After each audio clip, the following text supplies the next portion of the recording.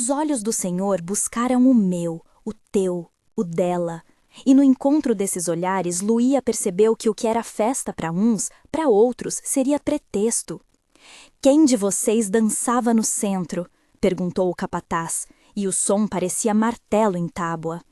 Uma risada nervosa, um silêncio. Clara, com a voz baixa, como se falasse de uma prece, respondeu que Alice celebrou o dom da vida, que aquela roda era memória. O capataz não quis ouvir memórias, queria nomes. Tiago deu um passo à frente antes que Luía o impedisse com um toque sutil. Ele sempre fora vento quando ela precisava de rocha, impulsivo, pronto a romper a corrente com as unhas. A mão dele tremeu no cabo do facão. O capataz, com desprezo, tentou puxar pelo braço de Tiago. Houve grito, um golpe, um estrondo abafado como o som de tronco quebrando. No meio da confusão, alguém disparou. Não foi bala limpa, foi pudorosa e traiçoeira, rasgando o ar e fazendo cair Tiago, que arquejou e segurou a perna, o rosto convulso. O sangue manchou a terra, uma mancha que se abria em silêncio. Não houve detalhamento além do necessário, havia dor e havia pressa. Quando o Senhor ordenou que prendessem alguns, Luía soube que o momento exigia uma decisão que valia vidas. Naquela noite, o plano que vinha sendo esboçado às escondidas ganhou velocidade. Luía, com as mãos ainda quentes do cozido, sentou-se num canto e fechou os olhos para ouvir a voz da avó, lembrança hederosa de erva doce e rezas abafadas. A avó sempre lhe falara de uma raiz firme, de como quebrar correntes não era apenas força física, era desenhar uma saída na imaginação. O corpo teme a corrente, mas a cabeça aprende caminhos. Não havia bênção divina que dispensasse estratégia, havia fé nas pessoas e o cuidado necessário para não perder as vidas que se quer libertar. Miguel apareceu na noite como um vento que traz notícias com cheiro de pólvora. Chegara da estrada com aliados, trazia consigo mapas rasgados, promessas de homens que conheciam o esconderijo do armazém dos coronéis e, escondidos sob as capas, ferramentas e mosquetes antigos. O reencontro entre ele e Luía não foi de festa.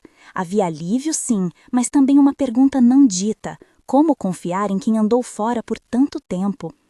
Miguel, mais magro, com olhos que viraram pedra pela estrada, trouxe consigo disputas que Luía ainda não sabia decifrar, lealdades trocadas, favores cobrados, uma complexidade que podia ser salvação ou traição. Trouxe o que prometi, disse ele em tom cortado, mas não comigo vem a certeza. A palavra certeza pesou. Nas mãos de Miguel, o velho mosquete parecia mais um grão de promessa, capaz de separar homens e alterar o alinhamento das noites.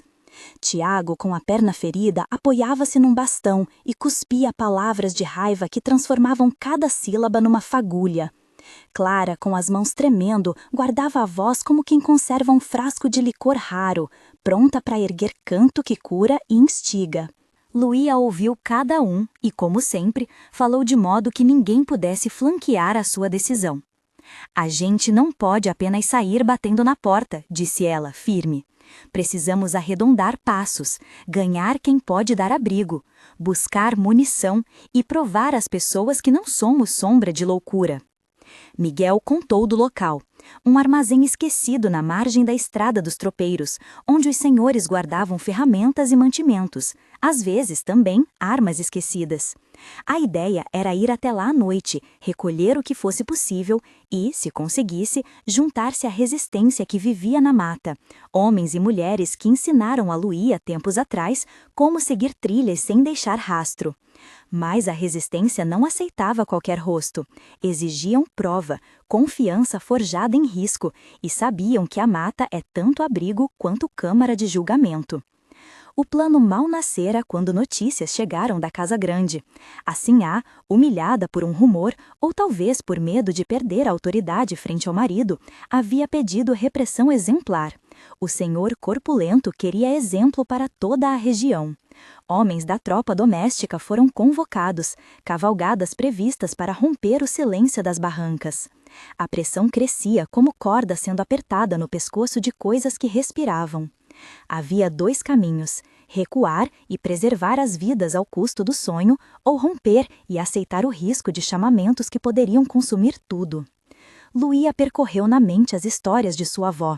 Lembrou do nome de cada pessoa na senzala, dos filhos de Clara que dormiam entre forquilhas de palha, do riso miúdo de uma menina que guardava migalhas para vender depois. Não havia heroísmo que justificasse o descuido. Ainda assim, havia também a impossibilidade de voltar àquele silêncio que os senhores chamavam de ordem. A rebelião, para ser verdadeira, exigia sacrifício e clareza moral. Luía escolheu a clareza. Partiriam de noite, buscariam o armazém, reuniriam o que pudessem e tentariam alcançar a resistência antes que as tropas fechassem o cerco. Quem não pudesse andar seria deixado sob o cuidado de alguns, uma decisão que ardeu no peito dela como ferro em brasa. A saída foi marcada para a madrugada, sob o véu antigo das estrelas. Os tambores, que eram antes convite, tornaram-se agora sinais de vigília, batidas suaves que contavam as horas. Luía olhou para Tiago, cuja perna ainda latejava, e fez um gesto breve, pedindo que aceitasse o remédio que Miguel trouxera. Clara pôs um pano sobre a cabeça da menina e ergueu um canto mudo, como se pedisse proteção às mesas de pedra invisíveis que guardavam as antigas memórias. Os passos chegaram leves, o corpo tremeu e a pequena comitiva desmontou a senzala com a delicadeza de quem tira uma pena do ninho sem acordar o vento. Na estrada, o luar batia em poças e fazia prata do barro. O armazém ficava a menos de 2 léguas, não era muito, mas naquele momento parecia um continente. Caminharam pela borda do rio, evitando o chão batido, seguindo as trilhas que Miguel conhecia. A floresta abriu os braços de folhas e sombras, acolhendo-os num silêncio que pulava de galho em galho. Para muitos, a mata era ameaça, para eles era roteiro de fuga e escola de sobrevivência. Ainda assim, a mata guardava perigos, trilhas que se fechavam, rios traiçoeiros, animais e, acima de tudo, olhos do inimigo. Ao chegarem ao armazém, a lua já se escondia numa nuvem. As tábuas rangiam como velhas conversas. Miguel usou uma chave que conhecia do tempo em que trabalhou no comércio dos senhores e abriu o lugar com mãos que não tremiam mais. Havia caixas de mantimentos, sacos de farinha, barris com cera e, em um canto protegido sob lona suja, um reduzido arsenal. 2 mosquetes com baionetas meio cegas, 3 pistolas de colo, algumas chávenas de pólvora e um saco pequeno de balas. Não era muito, mas era suficiente para transformar o medo em estratégia. Enquanto empacotavam o que podiam, ouviram vozes, não vozes humanas, mas o som de passos em trilha próxima, ritmados como se alguém marcasse presença com cuidado. Alguém bateu a mão na madeira e de dentro da escuridão apareceu uma figura com rosto fechado, líder da resistência. Não era a vaidade que o definia, era a prudência de quem havia visto barro e sangue e aprendido a medir o risco com olhos. Ele os fitou um a um e fez perguntas diretas, de onde vinham, quantos eram, quais suas intenções. A prova pedida foi simples e brutal. A resistência pediria que um de seus membros ficasse como garantia, que fosse entregue temporariamente até que a confiança fosse estabelecida. Era a forma que tinham de evitar traições que já haviam custado vidas. O silêncio se fez pesado. Tiago ergueu o queixo, pronto a oferecer seu corpo. A perna ferida tremia em silêncio como se já aceitasse qualquer sentença. Luía, porém, ponderou. Havia crianças. Deixar alguém poderia significar perder a coragem coletiva que formava a base do grupo. Ao mesmo tempo, recusar parecia fechar a única porta que tinham. Não podemos deixar ninguém, disse Luía com voz baixa, escolhendo cada palavra como se fossem sementes. Não hoje. Se um de nós fica, não sei se alguém aceitará, mas traremos mais do que armas, traremos provas de que estamos prontos. Miguel pode ir primeiro, com 2 armas e as contas da despesa. Voltará ao amanhecer com notícias. O líder da resistência bateu a barba grisalha e ouviu. Sua face mostrou ironia e respeito em iguais doses. Afinal, confiança às vezes se compra com risco. Antes que decidisse, ouviu-se ao longe um rumor que não pertencia à mata. Cavalos em corrida, vozes graves, o metal piscando no sol que nasceu prematuro. As tropas, talvez enviadas pelo Senhor furioso, talvez por boato de traição, aproximavam-se em linha reta como um corte marcado no espaço. A urgência cresceu. Luía sentiu o frio da escolha. A mata que acolhera desde sempre tornava-se labirinto de presságios. Era preciso ser rápida. Recolheriam as armas, partiriam em duas frentes, fariam sinais combinados e confiariam na astúcia aprendida com as avós. Miguel levou duas armas. Tiago, amparado por Clara, acompanhou, com os dentes cerrados. O som da tropa vinha mais alto e próximo, e agora era som de ameaças reais, de cães, de aço, de ordens proferidas sem aversão.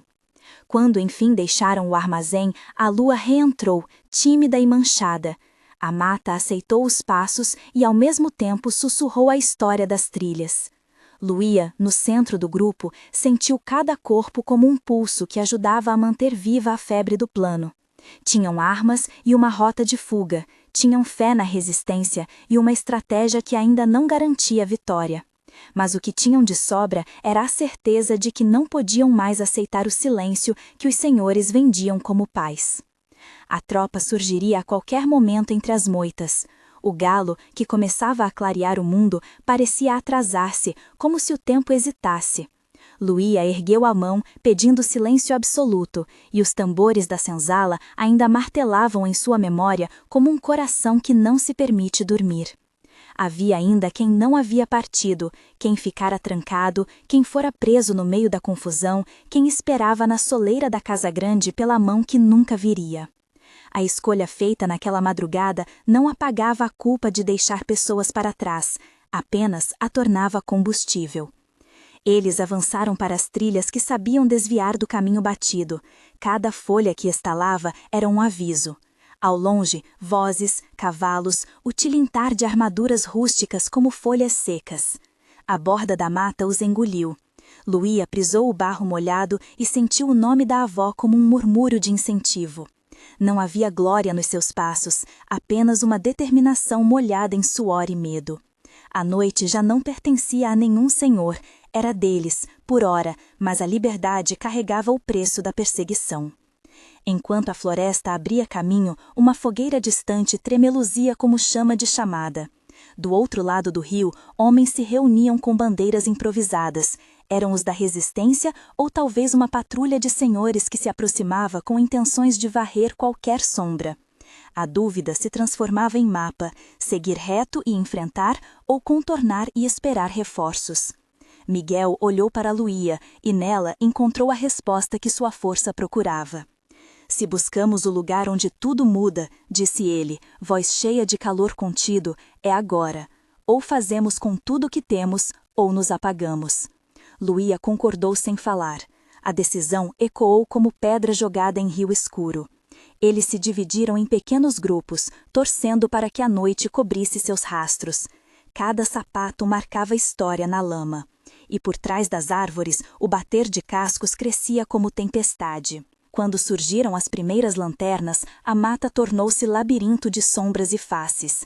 Houve um choque, voz contra voz, aço ouvindo aço.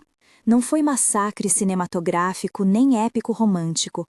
Foi luta crua, passada no apertar de dentes e na esperança de que um tiro acertado pudesse comprar minutos a mais de vida. Tiago, apesar da perna, mostrou-se feroz. Clara cantou em interlúdio, a voz atravessando o chumbo como se fosse tecido fino estendido ao vento. Miguel atirou com precisão instintiva e a resistência respondeu com golpes medidos. Luía sentiu a volta do mundo ao redor transformar-se numa coreografia de medo e coragem. No fim, um recuo organizado. Não era vitória, porém uma retirada que salvava a maioria. Mas o preço havia sido alto. A fumaça de uma casa queimada ao longe marcava a resposta violenta dos senhores. O chão ainda tremia com disparos e, à medida que o dia clareava, sabiam que a retaliação seria maior e mais incessante. A resistência abriu espaço, recebeu os feridos, contou as perdas. Tiago estava machucado, mais do que a perna. A sombra do medo lhe atravessara o rosto. Havia pranto contido e mãos se apertavam as roupas uns dos outros como juramento. Luía, sentada junto a uma fogueira improvisada, olhou para o rosto do grupo. Crianças com olhos muito velhos, homens calados demais, mulheres de pulso firme. A decisão tomada naquela madrugada não acabara com o sistema que os oprimia, mas havia criado um novo ponto de ruptura. A notícia do confronto correria e mudaria o destino de muitos povoados. Começaria um rumor que, ao crescer, poderia transformar São Paulo em brasa de inquietação. A voz da avó murmurava no fundo: quem planta coragem, colhe caminhos. Ainda havia perguntas que se prendiam como nós no fundo da garganta.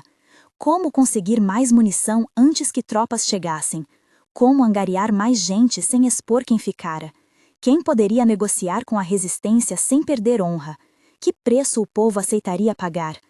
Miguel falou de uma rota alternativa pelos sertões que poucos conheciam, e Luía, ao ouvir, sentiu o peso e a promessa de um futuro possível. Não só sobreviver, mas construir um lugar onde correntes fossem lembranças quebradas. O sol, já alto bastante para cobrar responsabilidades, iluminou as marcas na terra. Lá longe, a casa grande jazia intacta em parte, mas com sinais do incêndio que servira de aviso. O nome orgia correria das bocas dos senhores como desculpa para o castigo. Nos cantos onde a senzala se reconstruía, orgia significava algo mais íntimo, encontro de vidas que se recusavam a ser reduzidas. Luía guardou o olhar dos companheiros como se fosse um mapa, e em cada face leu a mesma pergunta que ecoava na sombra da mata: até onde se iria?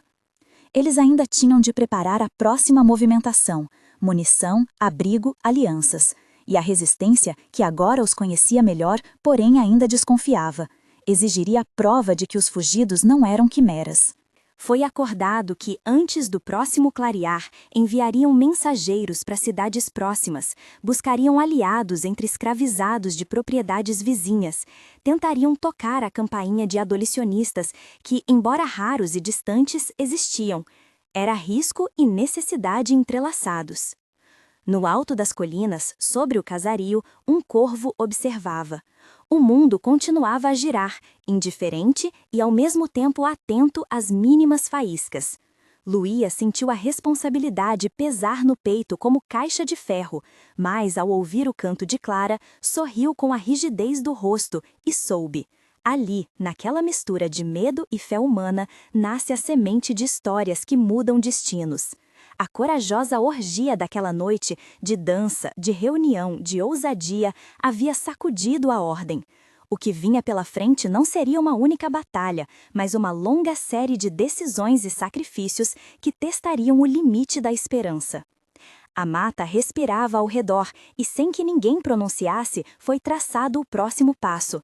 Levariam os feridos para um esconderijo mais fundo, buscaram reforços e deixariam mensagens codificadas nas margens do rio.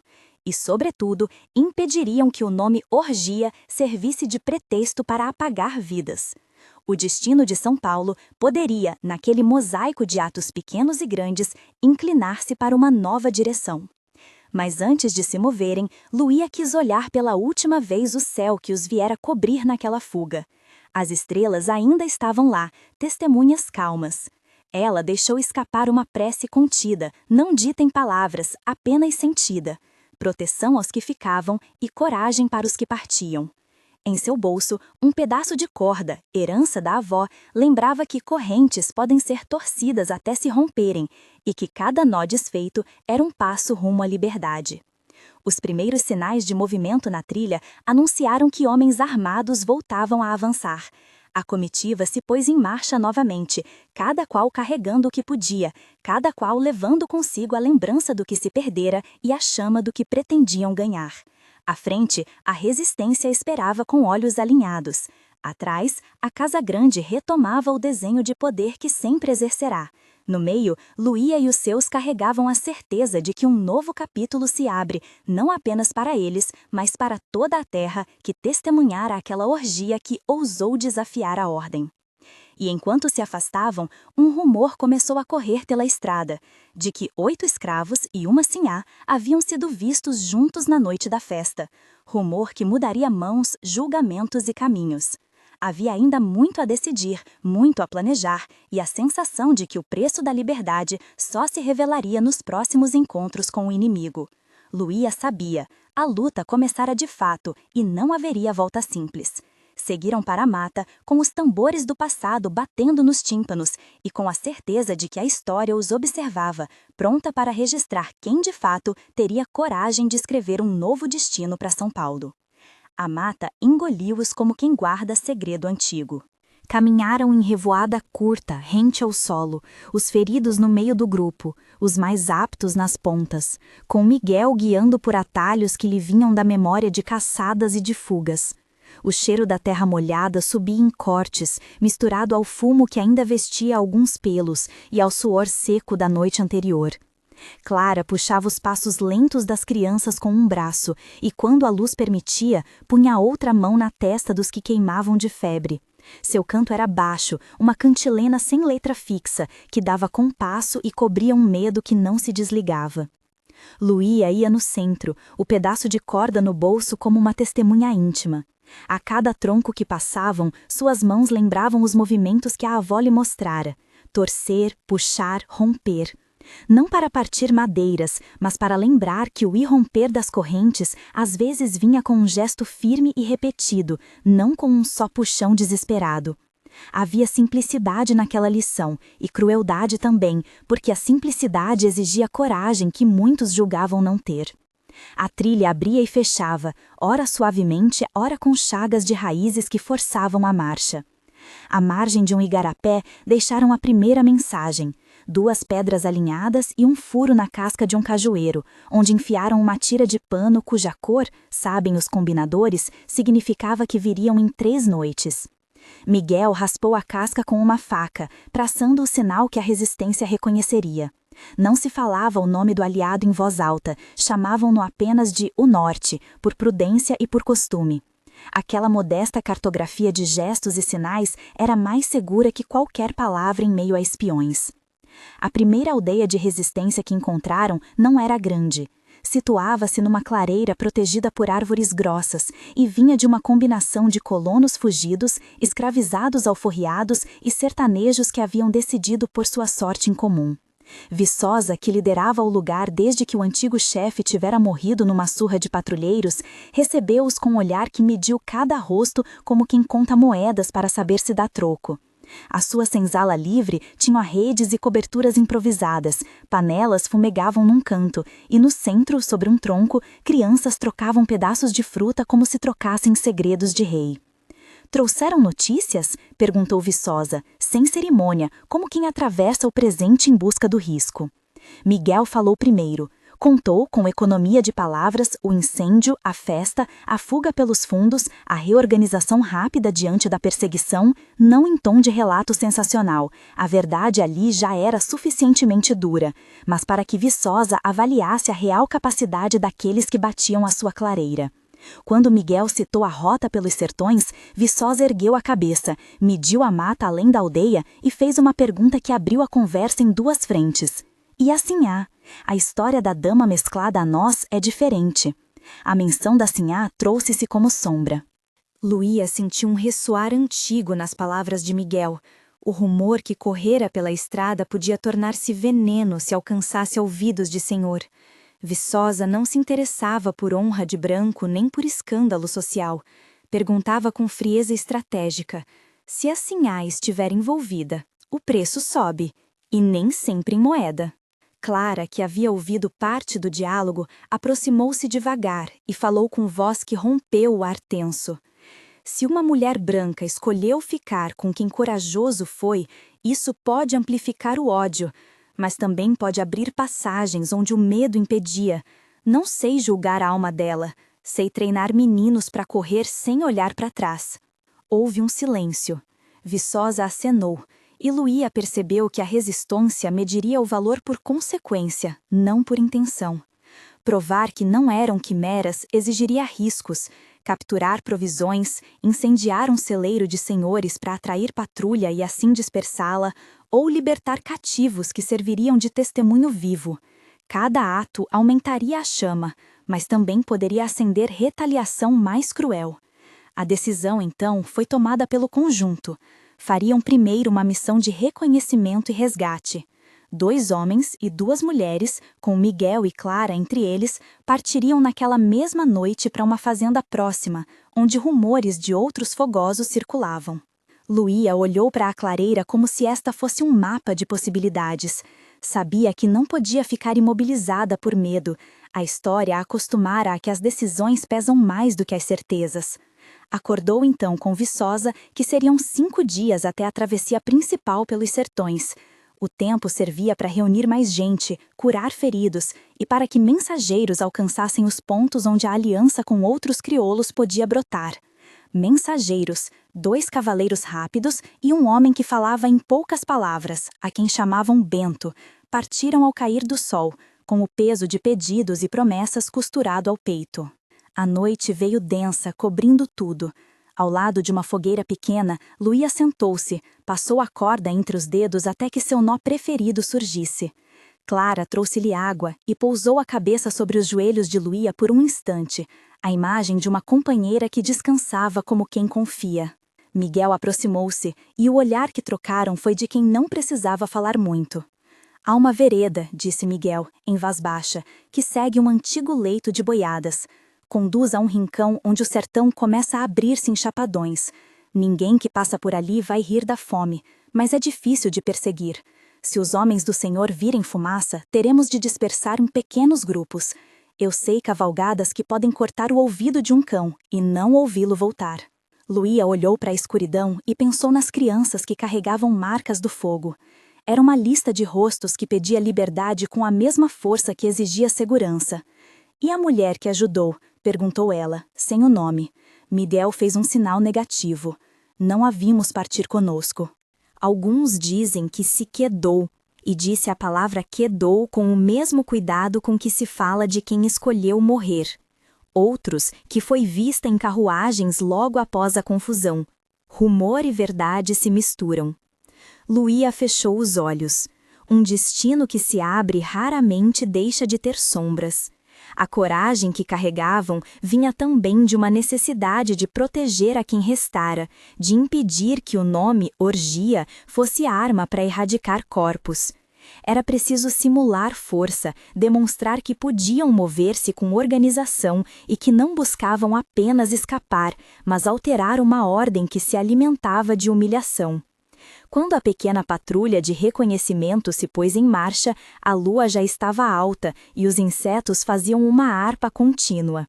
Eram 4, Miguel, Clara, Bento e um rapaz chamado Zé de Ramos, conhecido por saber imitar o som do gado quando necessário. Caminharam rente ao brejo, e Bento ensinou-lhes a observar o céu não para ler presságios, mas para contar quantos cavalos poderiam vir, uma lógica rude que vinha da prática. Viu-se no horizonte, exatamente como temiam, um clarão distante, a luz de velas e o rumor de cavalos. Os homens tentaram encobrir o cheiro do próprio corpo, esfregando-se em barro e passando folhas de urtiga nos braços. Isso enganaria por pouco tempo, mas a astúcia era moeda. Aproximaram-se por uma vereda lateral e encontraram o que procuravam: uma senzala que ainda fumedava e 2 escravos amarrados, com marcas recentes no corpo. Perto, um caseiro dormia, embriagado, apoiado sobre uma vara. As correntes dos presos tinham se enrolado em nós mal feitos, um trabalho rápido, de pena, e isso foi a sua chance. Clara, com a calma de quem já vira muita dor, cortou as amarras com um cutelo de pesca que trazia Bento. Os prisioneiros, perturbados por longos dias de humilhação, hesitaram entre fugir e agarrar-se à primeira mão amiga. Miguel sussurrou-lhes que corriam para a mata, que não olhassem para trás. O primeiro passo foi sempre o mais duro. Um dos libertos, um homem de mirada feroz chamado Raimundo, ergueu a cabeça e com voz cortada perguntou: "Assim vem atrás com homens?" A palavra atravessou o ar entre os 4 e fez o sangue congelar por um instante. Não sabiam, e quando a dúvida nasce, a coragem reage de formas diversas. Miguel disse simplesmente: "Corra para onde o mato chama, nós cobrimos sua saída." Raimundo correu em direção ao matagal e os demais o seguiram, deixando para trás o caseiro que ainda ronfava. Voltaram para a clareira silenciosa, com 2 homens a menos nos grilhões e com a certeza de que agora, mais do que nunca, as notícias se espalhariam. Havia um movimento que libertava e envolvia gente de além das senzalas. Na manhã seguinte, ao retornarem, encontraram na clareira um homem com botas limpas demais para aquele chão. Era um viajante que trazia um nome e uma proposta. Chamava-se Padre Duarte, um homem que fazia sermões em vilarejos e que, segundo Viçosa, mantinha certa distância das ordens de senhor e igreja quando julgava justo. Padre Duarte não trazia batina, mas semblante calmo e uma bolsa de couro com remédios e livros. Trouxe também uma proposta que soou como um pedaço de outros mundos.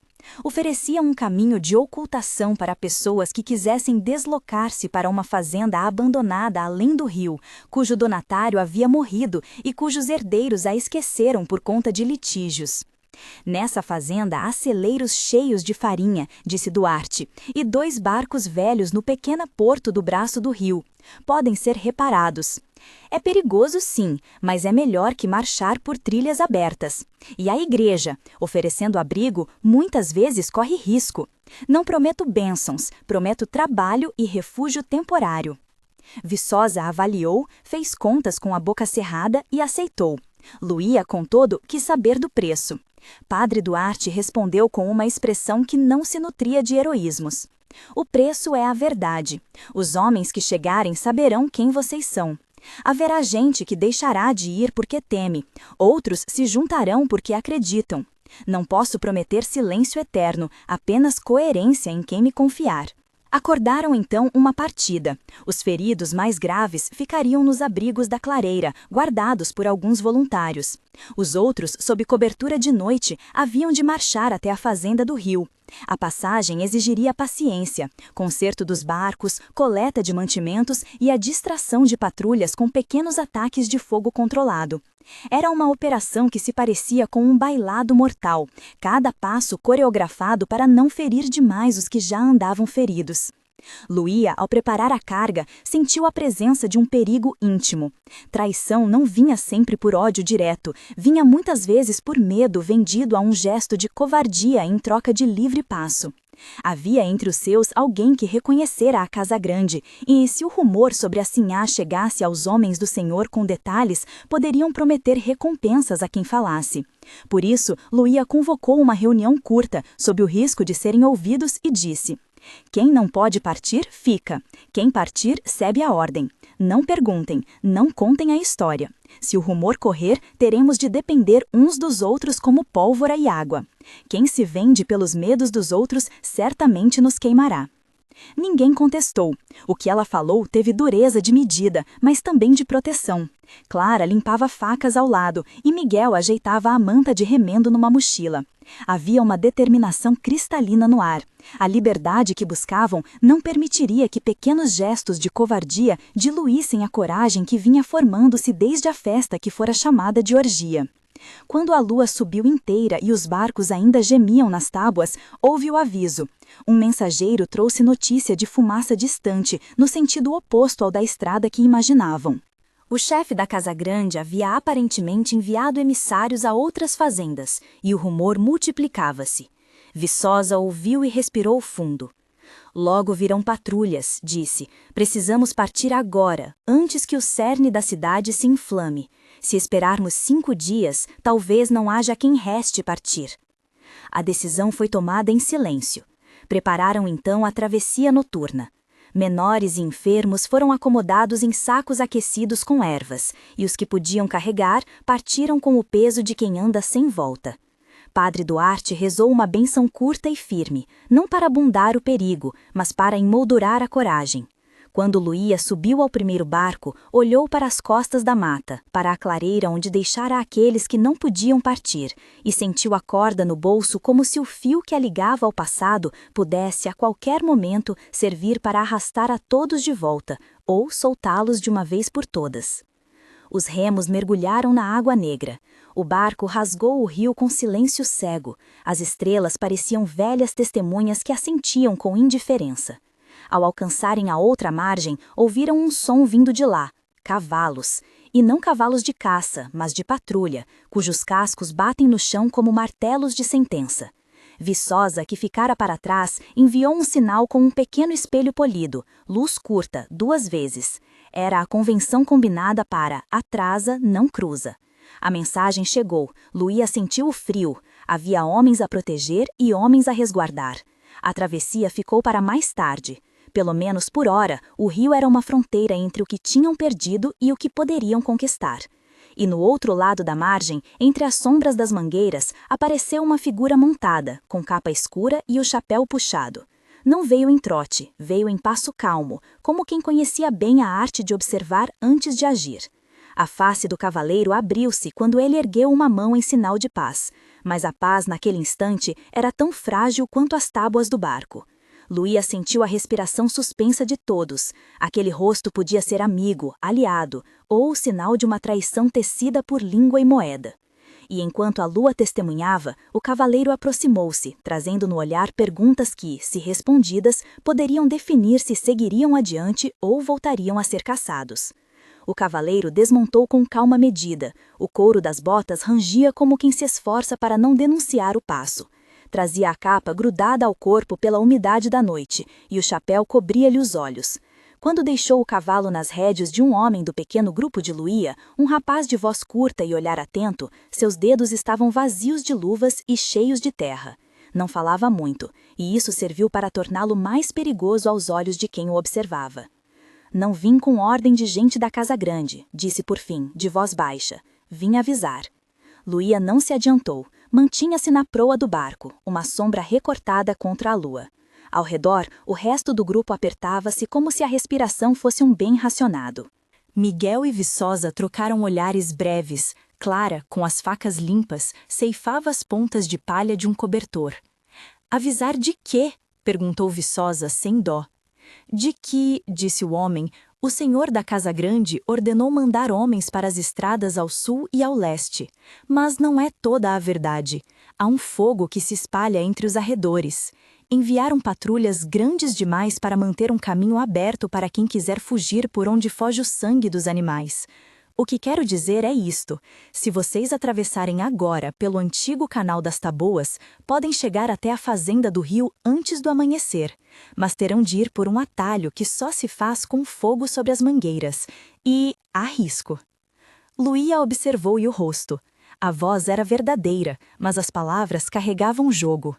Quem é você? Pediu ela. Fala como quem conhece a terra, mas não sei teu nome entre os que andaram por aqui. O homem puxou o chapéu para trás. Uma cicatriz curta riscava-lhe a têmpora. Os olhos eram escuros, aguardando a resposta que Luía não parecia pronta a dar.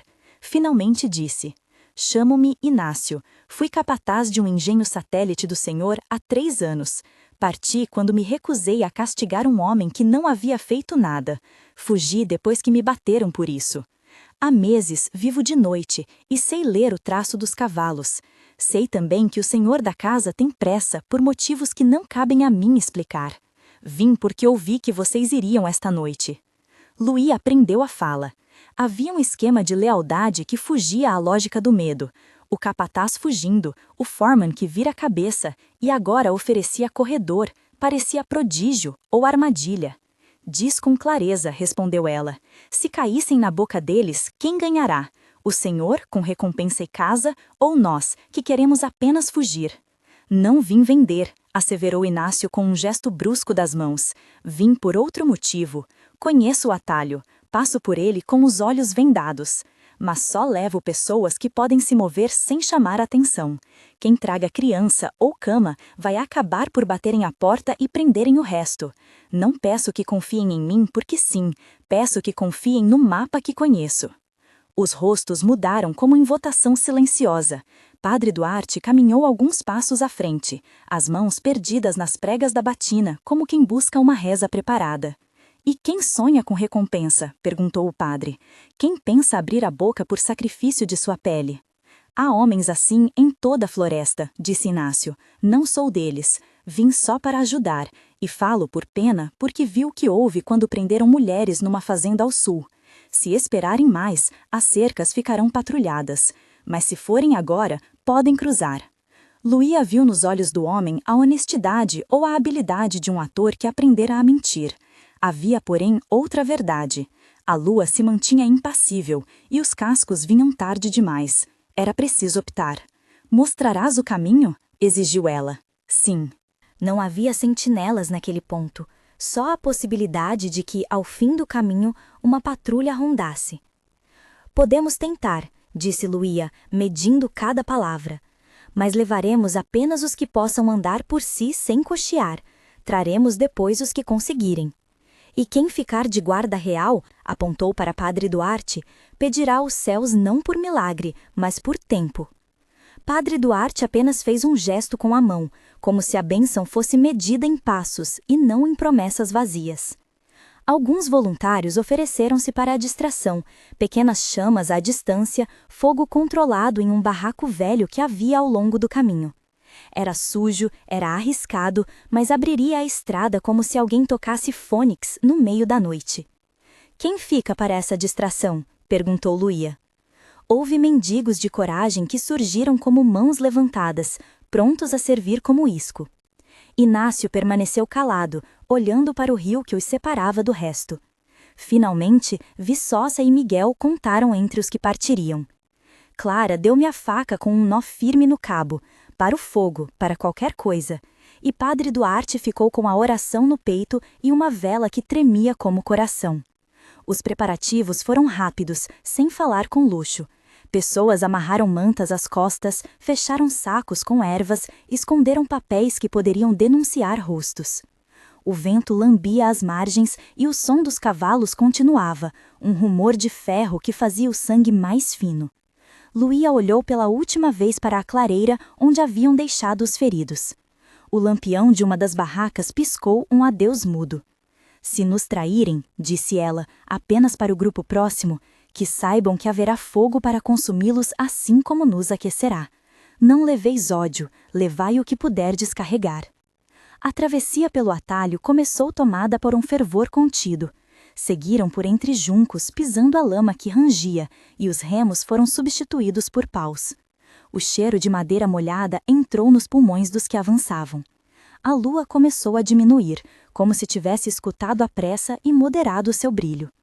Não tinham andado muito quando um estalo cortou o ar, duplo, metálico, como o eco de botas sobre tábua. A frente estremeceu. Miguel pôs o dedo contra os lábios. Alguém do outro lado do atalho tinha ouvido. Luía sentiu o coração bater contra as costelas e, num movimento de comando, baixou-se e fez sinal para que todos se encurvassem.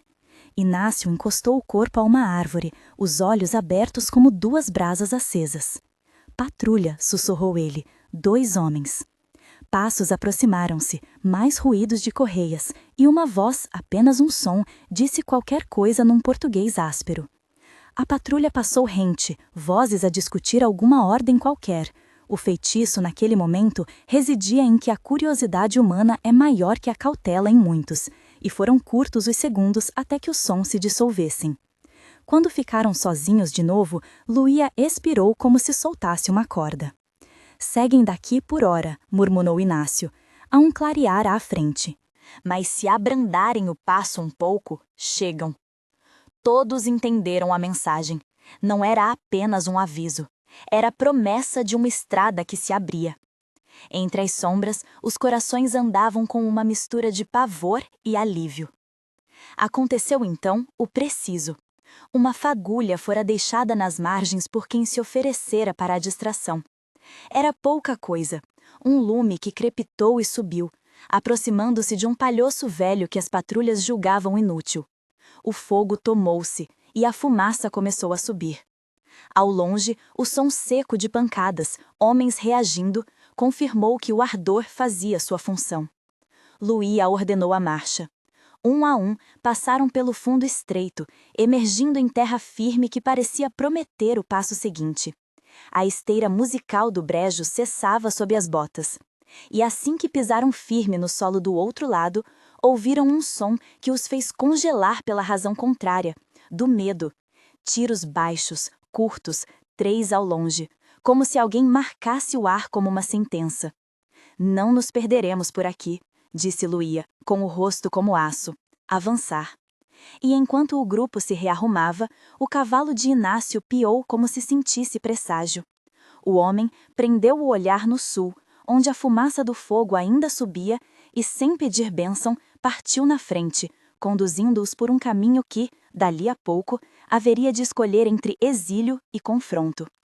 A noite engoliu-os, e um som de passos de muitos se aproximava pelo lado de onde haviam deixado a clareira. Era o som de mais cavalos ou apenas imaginação? O vento trouxe de novo o cheiro de pólvora. Luía sentiu o braço de alguém apertar-lhe a mão, e nessa pressão encontrou a resposta que ninguém lhe dera em palavras. Seguir era preciso, e o amanhã, qualquer que fosse, teria de acolhê-los. Os homens que haviam prometido distração começaram a recuar, com rostos negros pela fumaça, e ao longe, nas margens que deixaram, ouviram vozes elevando ordens. O luar já não era companheiro oculto, era juiz que empurrava a hora do acerto. Luía puxou o grupo mais junto, e Inácio, à frente, abriu caminho por entre os mangues, abrindo um corredor que só quem conhecia o lugar sabia encontrar. Mas no meio dessa marcha, um som diferente os alcançou. Um grito agudo, não de homem, mas de mulher, vindo da direção da clareira. O tempo descompôs-se num segundo, e a marcha, que já parecia segura, tremeu. "Pararam?" perguntou Viçosa, cerrando os dentes. "Não", disse Luía, mas o grito foi de quem ficou. Seus olhos, nos poucos segundos que a voz lhes dera, eram quase de criança. Quem ouve, quem volta. Ninguém se moveu.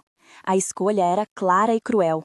Voltar e, com isso, arriscar a viagem de todos. Seguir e deixar, talvez para sempre, as vozes que pediam socorro.